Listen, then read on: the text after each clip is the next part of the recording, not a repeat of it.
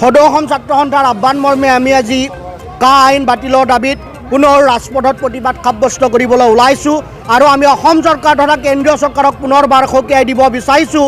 সদৌ অসম ছাত্ৰ সন্থাই আইনী প্ৰক্ৰিয়াৰে হওক প্ৰতিবাদী সত্তাৰে হওক আমি যি জাতিৰ ধ্বংসী আইন এই আইন মানি লোৱা নাছিলোঁ আৰু অনাগত ভৱিষ্যত দিনতো আমি এই আইন মানি নলওঁ। কাৰণ ধৰ্মৰ ভিত্তিত বিদেশীক বুজা পুনৰ অসমত জাপি দিব বিচৰাটো আমি কেতিয়াও মানি নলওঁ। BTADৰ কাৰণে যদি কা বেয়া হয় আমাৰ অসমৰ কাৰণে কেনেকৈ ভাল হ'ব? ইনাৰ লাইন পাৰ্মিট থকা এলেকাৰ কাৰণে যদি কা বেয়া হয় অসমৰ কাৰণে কেনেকৈ ভাল হ'ব পাৰে? কিছুমান ভোটৰ স্বাৰ্থত ভোটৰ লবিত চৰকাৰে যি ইচ্ছা তাকে কৰিব, সেইটো কিন্তু সদৌ অসম ছাত্ৰ সন্থাই মানি নলয় আৰু অনাগত দিনতো মানি লোৱা নাই। আৰু আজি আমি এই বাইক ৰেলীৰ জৰিয়তে আমি প্ৰতিবাদ আৰম্ভ কৰিছোঁ আৰু অনাগত দিনতে কা আইনৰ বাতিলৰ দাবীত আমি ইয়াতকৈ আৰু অধিক জংগী আন্দোলন কৰিবলৈ বাধ্য হ'ম।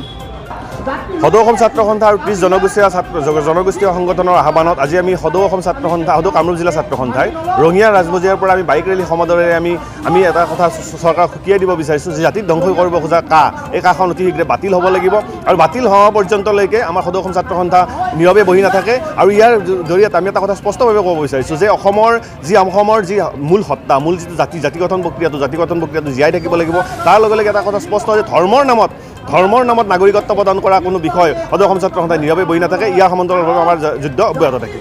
আজি কি